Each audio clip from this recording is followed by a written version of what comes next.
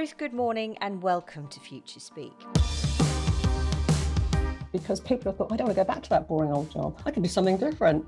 So we need to make work interesting and we need to make work for people. Ruth, good morning and welcome to Future Speak. As you know, we're here to talk about the future of work, but to really make it personal. I'm really interested in your opinion, particularly because you're seen so much as an HR influencer. You got the recognition in 2021, your expertise across corporate and everything you're doing for the HR community at large. I'd love you to first and foremost introduce yourself. There's a lot I've missed out, and then we can really get into what the future of work is and what it means to you. Thank you for having me, Sam. I'm really pleased to be here. So I'm Ruth Cornish, and I'm an independent HR professional, and I have two businesses. The first one, Amelore, is an HR consultancy, and we provide services to a range of businesses. And our first client was not on the highstreet.com, which went on to do rather well. And we work across a range of sectors.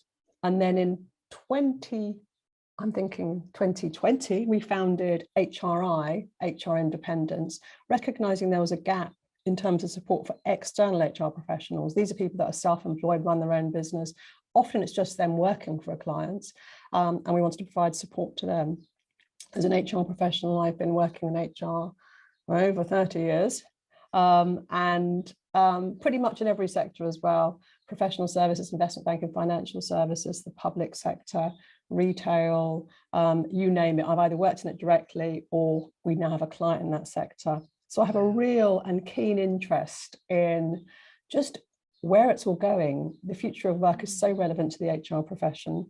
And obviously we have a really sort of particular view, a bird's eye view, if you like, because we're in those businesses and hearing people talk about the things that worry them, that excite them, you know, what's coming up. That's what everyone wants to know.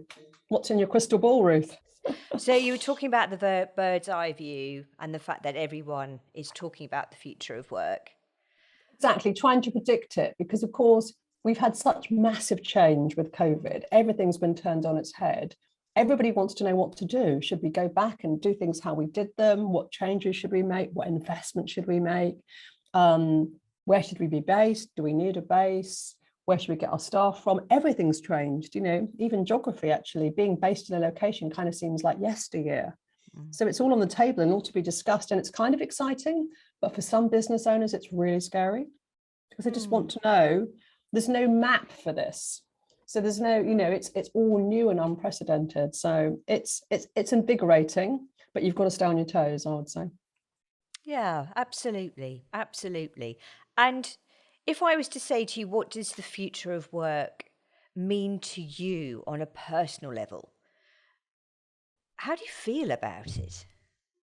I think, you know, as a woman in business and an HR professional and someone that's, you know, always worked, I feel very excited about it because I think that working is now more accessible to more people, and I particularly would speak out for women because often they are impacted by having children, not being able to get flexible work. That's all gone. And I think now, actually, we've kind of got, we were talking before we started about the housing market, how crazy that is, but actually we've got a similar thing in the employment world where employers are just competing for talent and losing people. And so actually before, when they'd say, no, sorry, Ruth, you can't have a half day at home because you'll not be working. Now, you know, it's all changed. And I think more people are working in a self-employed capacity, but organizations are increasingly accepting of everybody working flexibly. That's men and women, that's people with or without children, and also where people are based, because we all got our lives back a bit if we were doing long commutes. And now we kind of want to do stuff like exercise and talk to our family and be part of our community. And that's impacting as well. You know, I've got clients where, you know, they were based in a location because they can get good, cheap staff. And, you know, I'm particularly thinking of the technology sector here. And now, of course, those good, cheap staff can work for Silicon Valley and doubled their salaries, not gone anywhere. And so, you know, that's quite interesting for us HR professionals, because how do you retain staff is in essence what we're talking about here. How do you attract good people and keep them? And it's no longer particularly about salary. Flexibility is kind of accepted now. It used to be about flexibility. Now it's about development. What are you going to do for me? What am I going to learn when I'm with you? Are you going to take an interest in me and my career? Because if you aren't, I'm going to go elsewhere. That's what everyone's hungry for. And that's not just younger people as well. We all want to do interesting stuff. There are some sectors that have been really impacted because people have thought, I don't want to go back to that boring old job. I can do something different. So we need to make work interesting, and we need to make work for people. And the thing that we have to get our heads around, particularly as HR professionals, is one size does not fit all. And actually, we've got this obsession with treating everybody the same and being corporate, and the lawyers tell us we must do that. I disagree with that. I think individually connecting with someone and finding out what motivates them, what excites them, what's important to them is the way to go, more of an individual contract between an individual and an organisation. So I think that's very much going to be the future of work when we're trying to attract and retain talented people, because it's all about people. It is all about people. The other interesting thing that we're reading about and seeing a lot more about is these larger firms who, at the interview stage, are saying, where do you want to be in 4 or 5 years? How can we work together to help you achieve that? Oh, and by the way, if you want to have your own business, come to us with your business plan and we'll talk about it. They're enlightened organisations. They're enlightened organisations, and they're kind of ahead of the curve. They're recognising where it's going, really, and they're recognising if they don't do that, they won't be able to recruit staff. So this is where some types of organisations, some sectors are struggling because they've got the old model. When you have, hospitality, care homes, those sectors where they're looking to pay people sort of lower wages, they work long hours, they make big profits. We're having to rethink all of that now. And actually, people realise, I think they've got more choices than they ever thought that they did have. That said, I still think it's hard for entry level to work out what they can do, because some of that stuff we're talking about, you don't learn at university or at school, and teachers will still talk about, well, you could be a lawyer or a doctor or, a teacher, but some of the newer ways to work aren't really known about until you enter the world of work. So we still need to do more, I think, to reach out to people and say, you've done a degree in this or that, you could come and do this or that. I think that's a big gap. And I think that's going to be quite key for employers. It's workforce planning. It's not a sexy title, but actually, how are you going to attract someone to come and work for you in 3 years' time? What are they doing now?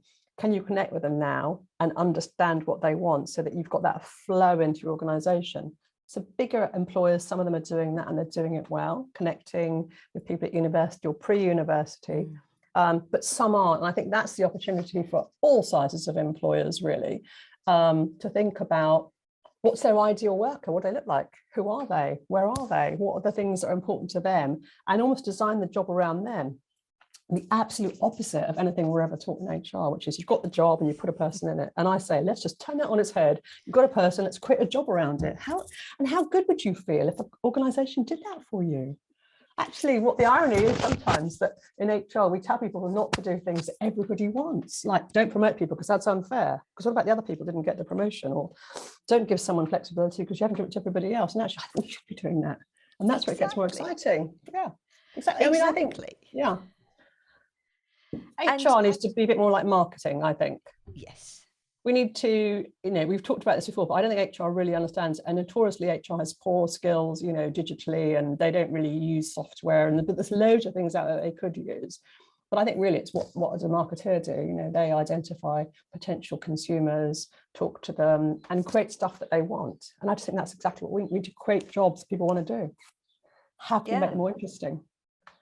And how, how do you communicate with them early on is a big part of this, isn't it? Because using that corporate tone of, we see it in these websites, and I don't know about you, I still come across websites today, I haven't got a clue what they do. What they mean, yeah. Yes, and I potentially, of course I'm not, but I could be reading that as a potential candidate or an employee, someone that could really add value to this organisation. But if I don't know who you are and what you do, how on earth are you going to attract me? It's that. And I think we talk about corporate. Obviously, the opposite of corporate is independent. And independent businesses, smaller businesses, tend to be better at this stuff because they keep it more real. Corporate, the bigger you are, you can sometimes speak in code, and you can't see it. Sometimes I'll go into those large organizations and do an audit or give them an opinion on why they can't hire people. And often it is all of those many layers and barriers and working here, you need to understand this and that. And so I look at my son, he's 17, he's doing A-levels, he wants a part-time job. He doesn't understand how to apply for that job. He'll go on a website and he wants to see a job there that he can do. But if you look at job descriptions through the eyes of a 17-year-old, it's double Dutch, it doesn't mean anything. And I think there's something about translation here. There's something about communication. And I think that HR as well, my profession, we also speak in code. We just really do. It's you talk to the average person, you have to explain things to them all the time. And things that we talk about, like performance management, just strikes terror in the heart of anybody hearing it. And so I think there's definitely, for me, the future of work is that if you're in HR, it's okay to like people. That is not a commercial weakness. And it's always been seen as that. It's okay to want to improve the welfare and well-being and mental health of the people you're looking after and advising on. That's okay.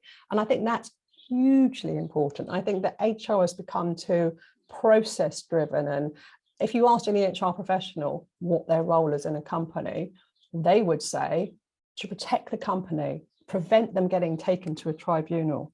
The reality is that's hardly anybody that would do that. And you would only do that if you were severely unhappy. So doesn't it make more sense to put your effort into making people happy and not worrying about the legal stuff? And I think one of the issues for the HR profession is that lawyers are quite a big influence. And lawyers, they all in terms of risk, aren't they? And are you instructing me to do that? They put the risk onto you. They're all about liability. But that's not the real world. When we get into contracts and suing people, things have gone wrong. And I think HR have enough skills to make things right. But the other thing that I think is very interesting is if we look at the legal profession, which is probably the closest for HR, in the legal profession, I'll either work for the individual or the company, but not both. Whereas we feel that we can sell to people, oh, yeah, I'm here for you as well. Yeah, I know that this company is my client or they pay my wages, but actually I'm here to advise you. And everybody knows that's not true. And so for me, it's just not true. I'm saying this, it's just not true. So I've got a cat trying to break in. And so for me, one of the things I feel really strongly about, and it was partly why I won that award speaking out about it, is we need to have the growth of external HR. Companies need to have an HR team look after the company, but they need to have a separate independent team that look after the individuals. And if organizations offered that to people, how much trust would you have?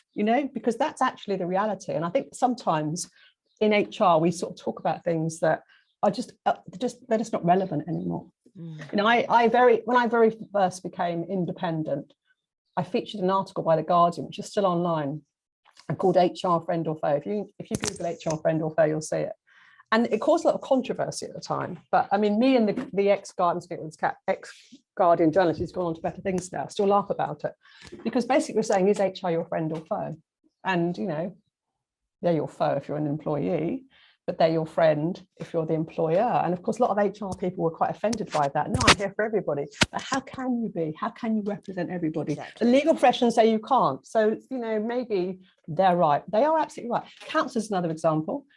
I've just gone through a divorce, and actually back in the days when we were trying, we had a couple counsellor, and then one of us wanted to work independently with that counsellor. And she said, no, either counsel you as a couple or separately. I'd work with you as an individual, but I can't do both because there's too many blurred lines. And I think that's a big issue for HR. There's a blurred line there. And we just need to say, look, this doesn't work. I think it will help retaining people. So that's one of my visions for the future of work. The role of HR is different. And I suppose in a way, doing that would be replacing something that's quite outdated that no one's really anymore, which is trade unions. So in a way, trade unions would say that's their role. So they would say they represent workers, but that's so old-fashioned. I did 7 years in the public sector. Hardly anybody was in the union, yet we were burdened with collective bargaining. And it was like the 1950s. I just couldn't believe it. Management were, hang on a minute, aren't we? I just couldn't really relate to it. And it's quite a male-dominated thing, trade unions as well. And I think having the growth of independent HR professionals, who wouldn't want an independent HR professional to advise and represent them if they're in trouble? Who wouldn't want that? Exactly. That's what everybody wants. They don't want a trade union because trade unions tend to, you pay for a trade union and then you've got a colleague that's been on a training course representing you. What do they know about anything? And if you've got a lawyer, then lawyers like to litigate, hairdressers like to cut your hair, surgeons like to do surgery. Lawyers are always going to potentially take you down a path that's lucrative for them and not so good for you. Whereas independent HR professionals, we're pragmatic. Most of us are quite senior. We've got a background in corporate HR. We know how it works. And of course, we are allowed to represent people individually. There is some legislation around it. We'd have to be registered with the FCA and stuff like that. But it's one of the things that I am campaigning for, which is a change in the law. So the Employment Rights Act 1996 gives trade union representatives the right to represent individuals, but not independent HR professionals. And this is something I've talked to the Chartered Institute of Personnel and Development about, and they've supported it, and they support this. Great. And it's something that we're going to be pushing this year because they can see independent HR didn't really exist in 1996. But if we had the right to represent people in the workplace, how good would everyone feel about their relationship? So they knew if there was a problem, rather than HR that were working for the person that was disciplining them, whatever, they had someone fresh and independent. I think it would change everything because actually, I regularly work with in-house HR professionals. We go and do investigations or advise them, give them new direction, inspiration. HR people love HR people. It's great. We're all on the same side. We speak the same language. We understand each other. But I just think that for me is absolutely the future of work. I really hope I can make it happen. And I love that. The other part to this is, and we've seen this because a lot of our clients are spending a lot of time, energy, and getting a lot of pushback in terms of, well, things are different now. How do we help the line managers? And what does that relationship look like? And in many instances, which is wonderful, the HRs who are representing that organisation, and invariably their HR consultants, can see ahead and are saying that there's more support that's needed for the line managers. So I think your plan and your campaign will absolutely support that. I think the other thing that I've got in the forefront of my mind is so many of these stats, and like I said to you earlier when we were talking, these are about real people here. So when you say in the next 5 years, as an example, there's one report I read recently that said line managers' roles, 65% of line managers' roles will be redundant. Now, they're saying that's by 2025 or 2026. This is a huge change. For organisations, the brunt of that is going to fall on the shoulders of the HRs, isn't it? I mean, I would agree with that because I think that one of the things that every HR professional will agree with listening to this is one of the things we're always constantly asked to do is help people manage people because people don't want to manage people. They find it stressful. They don't mind telling people they've got a pay rise or something like that, but anything else, they don't want to do it. And if people could pass that on to someone else, inevitably HR, they would. Cutting out line managers is going to have a massive impact on HR. And then you've got to think about what HR's role is, because if we go back in time, when it was the old personnel department, in the 70s, which was, pretty much chief of staff and come in here, I need to have a word with you. And, we don't want that. We absolutely don't want HR to be the department that says no and rules and regulations. I'm a bit more, let's get rid of quite a lot of that stuff. We don't need to have as many policies in all the things that we do have. And that trips up line managers because it's not what they're thinking about all the time. They're thinking about their day job. And then inevitably they'll do something that's in breach of it. So yes, I think a key, if you ask me a core skill for HR, it would be the ability to coach and inspire. And so, I think that there would still be some sort of role there, but I think that the reality is that people need to have someone that they report into. Absolutely. And they need that person that they report into to have some interest and influence over their lives. And if that's kind of like a nominal process, and it's like, if you've got a problem, go to HR, it's just going to create a culture that's toxic and horrible, and you're just not going to keep people. As I work with lots of different types of organizations. I see HR done best in startups. when they don't know anything about HR, they haven't got a staff handbook, they're just someone's had a good idea, someone from university, they've started, they've got investment, it's grown, they've got over 100 people. That's when we tend to come in, when they've got no HR at all. And, it'd be very easy to say, oh, well, you haven't got a staff handbook, whatever. We actively encourage them to keep doing what they're doing with a few little tweaks. And usually, inevitably, the thing that we put in for them is like a reward structure, because by the time they've grown to that point, everyone's going to the CEO every day, I need a pay rise, I need a pay rise. They haven't got any sort of pay. And the CEO's going, keep everyone away from me, I can't answer my phone anymore. So then they get to the point where they do need a little bit more structure. But, in terms of someone does something bad, someone talks to them about it, it's dealt with. People are not of the mindset of that hasn't been done the right way or whatever. I think that, it's less about compliance and more about, being creative and competitive. And that's where HR works really well. So when they do hire someone to go in, sometimes we'll go in and sort stuff out and then hire someone for them. We tend to go for someone that's really sort of, very personable and friendly, and not someone that's sort of severe and scary, and and actually everyone's scared of HR, including the CEO, and so that's not good either, because no one challenges HR. And we see bad stuff, and I will audit companies, but I'll also audit HR functions, and sometimes HR is a very powerful role, and if you've got a lot of power, you need to really have a lot of integrity in terms of how you use that. And and sometimes HR is a role where they check everything. They're creating blockages, and you've got to wonder. You say to the CEO, why does HR check everything? Why are they signing off headcount and not you? And they say, well, it has to be like that. And it's like, hang on a minute, it's your business. You can stop them doing that. You just need to give them a remit. So yeah, HR can be done lots of different ways. But I think the role of HR is, the collaborator, the advisor, but we should never be making decisions about people. Interesting. And that's very much the opportunity, isn't it, for the HR sector as a whole, particularly the consultancy world moving forward. I certainly think that things are going to go even faster in terms of change. And I'm a firm believer that we ain't seeing nothing yet. It's true. There's a huge opportunity around that collaboration piece and really designing the workforce. You touched a bit about it earlier. Are there other things that you see happening when, say, 60% of roles that'll be here by 2030 aren't here today? I mean, I think that, the types of roles that people do, because if you think about the infrastructure, you need to have an office and all of that. If you've got rid of the office, that changes the sort of infrastructure. But also, I think that the whole employee contractor thing, I think that will change a bit as well. I think the traditional way, of course, is you have a company, you have staff, they do things. But I think I'm already starting to see people having to think differently, because they can't hire someone to do it. So they're packaging it up and it's going out to a freelancer. And actually, we're all working, whether we're self-employed or whether we're employed. And I think that's starting to change things. There's so many sites now where you can put something out there, someone will do it, it comes back. And so in a way, that line manager role is almost like a coordination role in terms of getting things done.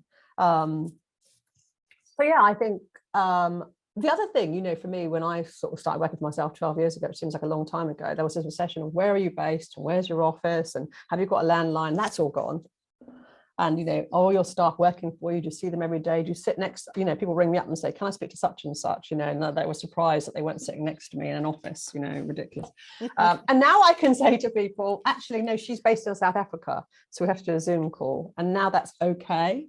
But before that would be like, not okay. What you're not sort of sitting in an office 9, and some people are still replicating that. I see in the HR consultancy world that some people think it's a great thing to get an office and have staff. And other people like me think, I just want the flexibility. I have a core team, but I love the fact that the people I work with predominantly also work with other people, because that's how you get fresh ideas and all of that. If you're small, how are you going to train and develop people? That's quite a burden if it's just you. Whereas if they're working with other people, so that's sort of the freelance, the self-employed side. And then the other thing I'm sort of seeing a bit more of as well is, it sounds a bit odd, but people sharing staff, like 2 companies having a pool and sharing staff and then sharing some of the costs and everything. And I think all of that's really positive as well. I do. And to your point, there's that that huge piece around, by people continually learning and being out in the market, finally the large organizations are embracing the fact that if their employees have a proactive networking plan in place themselves, it can only benefit their organization too. Absolutely. And you know, the other thing as well that I was just thinking about is it's recognizing that it's not just loyal to work somewhere else. You know, we're mapping career paths and we're actually putting on there like a different color, and they're like, what's that different color? That's when they work for someone else and get that experience. But then you might entice them back if you have that open conversation about it. You know, the boomerang employers are people leaving and coming back. But the other thing I think people haven't really focused on enough, which they need to now, is their alumni, people that used to work for them. Going back to the marketing concept, if someone used to buy from you and they no longer do, would you never speak to them again? Really? Actually, they're valuable because they've worked for you. And it's a great story, isn't it? To say, yeah, they used to work for us and come back. So I think we need to think about things a bit differently. There's all this whole thing, wasn't there, about corporate loyalty. I do think, in a way, corporate loyalty is dead. And now it's about how loyal we are to individuals. It's turning on its head. So actually, if I worked for you for 5 years, really hard, but I left to develop my career and you punished me by never speaking to me again, really? Actually, who's going to lose out? Because it's not going to be me. Exactly. Yeah. I love it. So yes, yeah.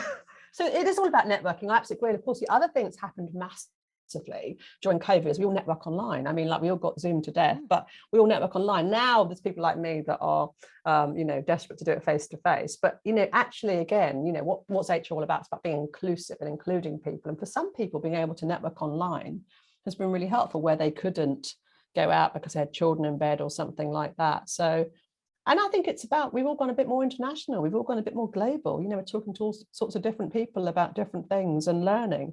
And I think to your point about how when we've developed people and they're learning, the other thing that's really good about having an active employees that are encouraged to talk and communicate is if they challenge you, if they tell you what you're doing wrong, that's really good as well.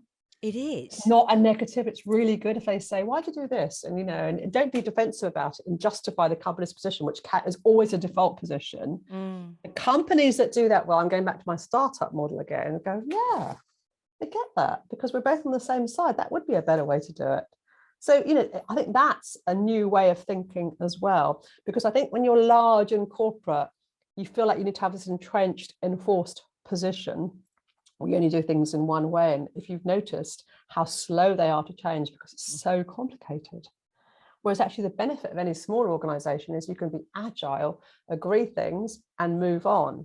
Where those types of organizations can lose out is if they've got like a management team with 25 people on it because they haven't actually honed it down, then they'll lose that sort of agility and that flexibility. But if they've got like a slick model where they're clear about who can make decisions and stuff and they're doing things regularly, then you know, I think that's very positive. And it's okay to change. It's okay to change your position if something else pops up or you're seeing something looking ahead.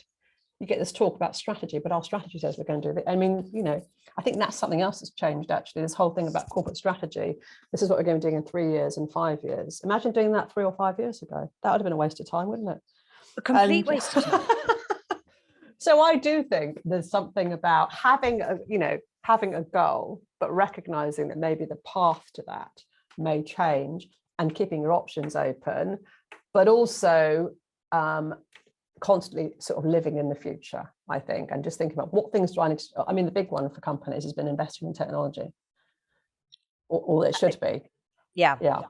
Couldn't agree with you more. And, you know, I often get worried when I'm dealing with some of the HR consultants who are my clients, and they're really focused still on employee handbooks and policies and procedures and everything like that. And I'm saying, stop.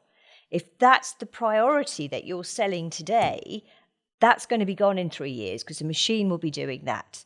Get back to your soft skills, get back to people. You deal with and work with people. It's true. And what's interesting about that is sometimes the market dictates, because people have still got this thing about HR. If we went out and interviewed people on the street, people would feel you have to have some of those things to stop tribunals. There's sort of this legal argument that has been quite sort of powerful and strong. But the reality is, once you put a handbook in, then where do you go with that? And, you know, and what does it actually tell you about the company? And actually, if someone had a big, juicy handbook, would you work for them? because of that juicy handbook? Or would you be more interested in the fact they put effort into some type of development, coaching, teaching people skills, and I think that's one of the things that everybody's hungry for.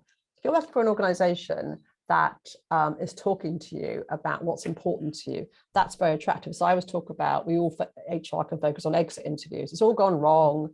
They're leaving. Let's find out why. And I would say, put your effort into stay interviews. They're still here. You still value them.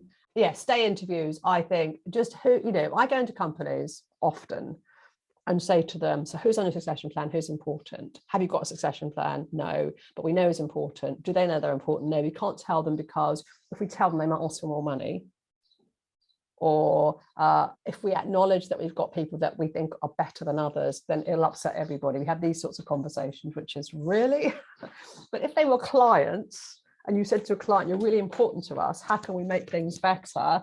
Would that be a commercial thing to do or not?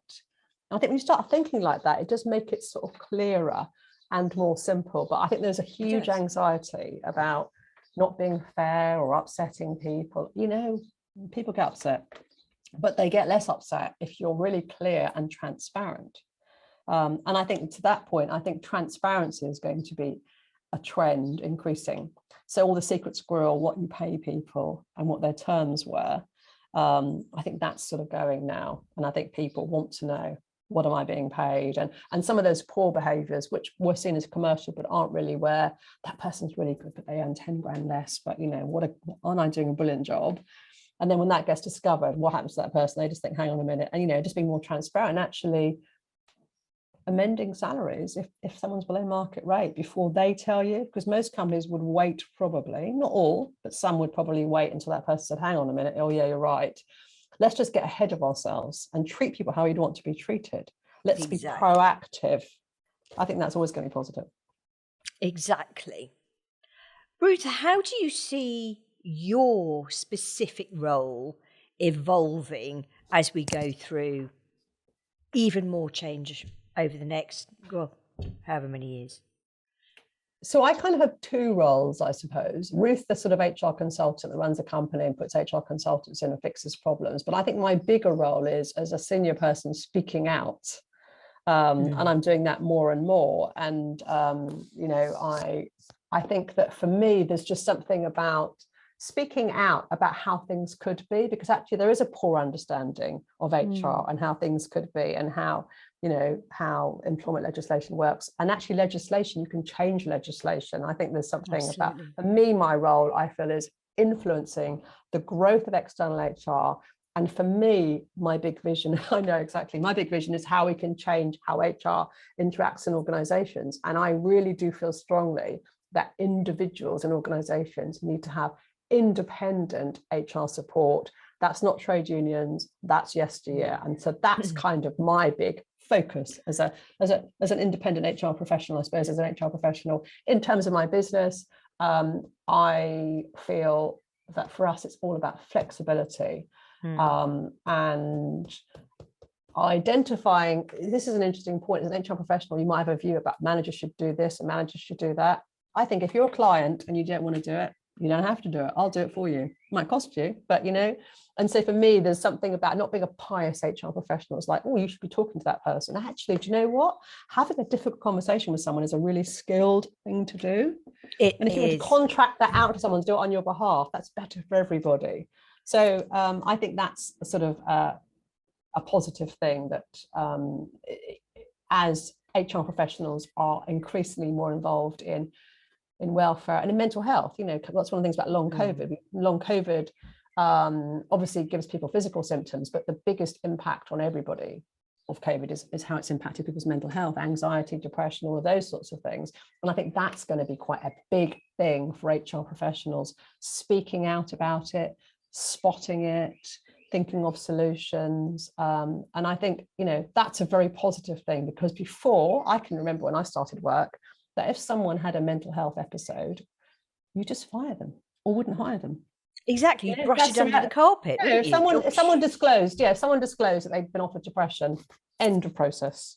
Yeah. And now it would be a completely different process, which is talking to them about it. How can we, include you, what's important to you. And I was talking to a guy, I'm doing a Radio 4 interview tomorrow, and that was quite interesting. It's a much more prepped process, and you're talking to the producer and you go through all the questions and everything. And he said, I've got a disability. And he said they were really good when I declared my disability, and actually they talked to him about it regularly to the BBC. And, his disability is ADHD and Asperger's. And so it's how he takes in instructions and how he works. And they've been massively flexible. And he's really talented, and he's like producing a program for producing Money Box Radio 4. So there's a commercial side to it, and that's how you get loyalty in a way. That's how you get individual loyalty, how you treat people. Agreed. And it's that diversity of talent, and that's the bit that I'm really excited about. And right at the beginning of the pandemic, I remember someone actually who we work with saying to me, well, listen, you wouldn't be talking to me today or working with me, because they were based in Egypt, if it hadn't been for the pandemic. And I've got to say, as ashamed as I am, they're probably right. Yeah, it's true. It's true. I think it's great. I mean, I love it. I think it's just, I've had so many over the years discussions with people about how flexible working wouldn't work, being possible to work from home, and now, of course, there's massive evidence that it will work. And I think, it's just connected people with people that they wouldn't meet. It's a bit like online dating.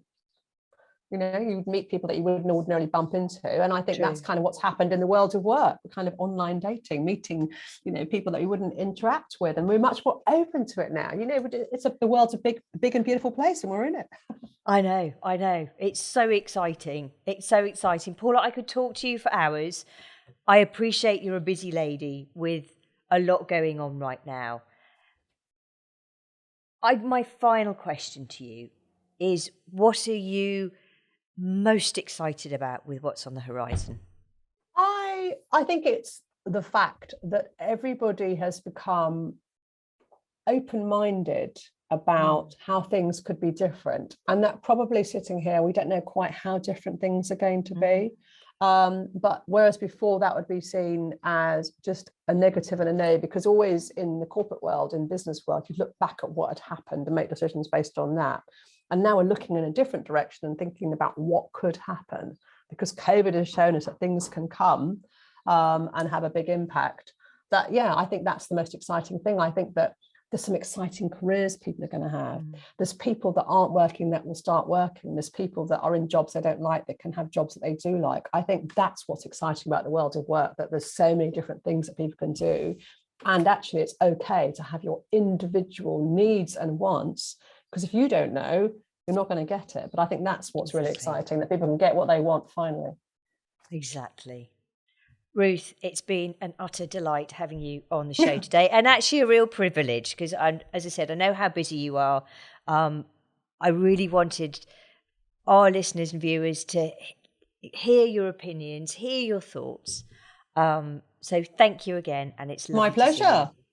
Lovely to speak to you, Sam, and talk to you soon. Take care.